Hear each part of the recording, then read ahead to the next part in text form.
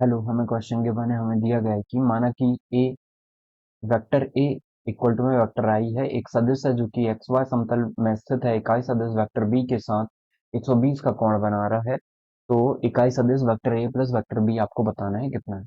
हमें गिवन है एक वेक्टर ए है जो कि वेक्टर आई गिवन है, और वेक्टर बी जो है वो कहाँ पे है, एक्स वाई प्लेन पे है, एक्स वाई समतल पे है। तो बनाते हैं। हमने बोला कि ये हमारा प्लान हो गया। ठीक है, परपेंडिकुलर नहीं दिख रहा होगा पर समझ जाइए एक प्लान है। और हमें बोला है कि वेक्टर बी किस तरीके से है। इकाई सदिश वेक्टर बी एक्स वाई समतल पे है और 120 अंश का कोण बना रहा है। वेक्टर ए क्या हो जाएगा, ये एक्स एक्सिस हो गया और ये वाई एक्सिस हो गया। तो ये हमारा वेक्टर आई हो जाएगा, हम बोलेंगे। ठीक है, यही वेक्टर ए हो जाएगा इसी की डायरेक्शन पे। और हमें बोला वेक्टर बी इसके साथ कितना एंगल बना रहा है, 120 डिग्री। 120 डिग्री का मतलब ये तो 90 हो गया। तो 90 के साथ 30 और 120 अंश का कोण बना रहा होगा, मतलब ये कुछ इस तरीके से वेक्टर बी ले लेते हैं। तो ये वेक्टर बी हो गया जो कि कितना एंगल बना रहा है, 120 डिग्री। ये टोटल कितना हो गया, 120 डिग्री हो गया। तो ये 30 है तो ये कितना हो जाएगा, ये 60 हो जाएगा, तभी तो 90 होगा। तो अब हमें ये पॉइंट बताना है कि ये वेक्टर बी जो है जहां पे इसका एंड पॉइंट होगा वहां पर से कितने डिस्टेंस पे है और यहाँ से कितने डिस्टेंस पे है। तो ये पॉइंट निकल के आ जाएगा।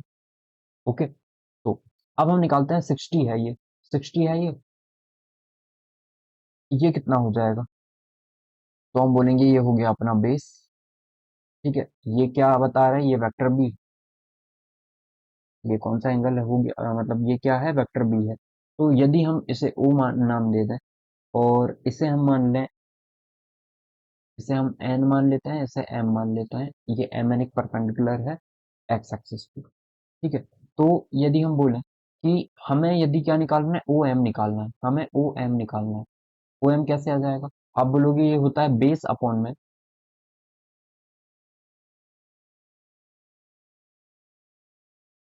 बेस अपॉन में कितना हो जाएगा ये। देखिए, हमें जो भी वैल्यू निकालनी होगी वो तो हम इजीली निकाल सकते हैं। ठीक है, तो हाइपोटेन्यूस की बात हम करें तो हाइपोटेन्यूस क्या होगा, ये 120 डिग्री का कोण बना रहा है, हमें ये गिवन। इससे पहले हमें ना एक चीज गिवन है, देखिए 120 डिग्री बना रहा है, जो भी हमें बोला है वो हमने मान लिया। हमें एक चीज गिवन है क्या, कि वेक्टर बी जो है ना वो इकाई सदिश है।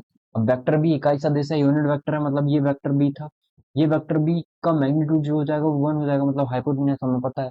तो हम यदि हाइपोटेन्यूस से रिलेट करना चाहें तो ओ एम अपॉन में, ओ एम अपॉन में ओ एन कितना हो जाएगा, ओ एम अपॉन में ओ एन कितना होगा।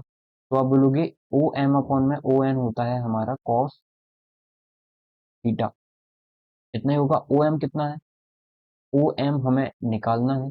ओ एन कितना है, ओ एन 1 है। और थीटा कितना है, कॉस 60 है, कॉस 60 है। कॉस 60 कितना होता है, 1/2, और ये ओ एम अपॉन में 1। तो ओ एम की वैल्यू कितनी निकल गई है, ओ एम की वैल्यू निकल गई हमारी 1/2 निकल गई है। डबल ये नहीं लगाने की जरूरत है, 1/2 निकल गई। ओ एम की वैल्यू कितनी निकल गई, 1/2, मतलब यहाँ से यहाँ तक की जो डिस्टेंस होगी वो कितनी हो जाएगी, 1/2 हो जाएगी। ठीक है, क्लियर हुआ। अब अब चूंकि ये एक्स एक्सिस इस तरफ है, एक्स एक्सिस के ये नेगेटिव डायरेक्शन पे है, मतलब ये वाला जो पॉइंट होगा वो -1 to 0 हो जाएगा क्योंकि वाई 0 होता है। और ये वाले पॉइंट के लिए एक्स तो हमारा फिक्स हो गया, -1/2 हो जाएगा। अब वाई निकाल लेता है, तो वाई कैसे निकले, हाइट वाई हो जाएगी, ये वाली हाइट वाई के इक्वल होगी। मतलब परपेंडिकुलर अपॉन में एच निकाल लो, तो परपेंडिकुलर अपॉन में एच किसके इक्वल हो जाएगा, साइन 60 डिग्री के इक्वल। परपेंडिकुलर कितना है, परपेंडिकुलर है अपना एम एन, और हाइपोटेन्यूज 1 है। साइन 60 कितना होता है, साइन 60 होता है √3/2। तो एम एन कितना आ गया, √3/2 आ गया, मतलब वाई तो पॉजिटिव ही रहेगा, √3/2। तो अब हम वैल्यूज निकाल लेते हैं। तो वेक्टर बी हमारा एक्स आई प्लस वाई जे, ओके होगा नहीं क्योंकि एक्स वाई समतल पे है। तो वेक्टर बी एक्स की वैल्यू कितनी है, -1/2 आई, और वाई की वैल्यू कितनी है, √3/2 जे।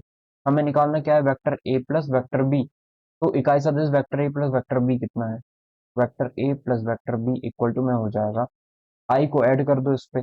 तो एक आई को आधी आई में से सब्ट्रैक्ट करोगे तो एक आधी आई बचेगी, 1/2 आई प्लस का √3/2 जे।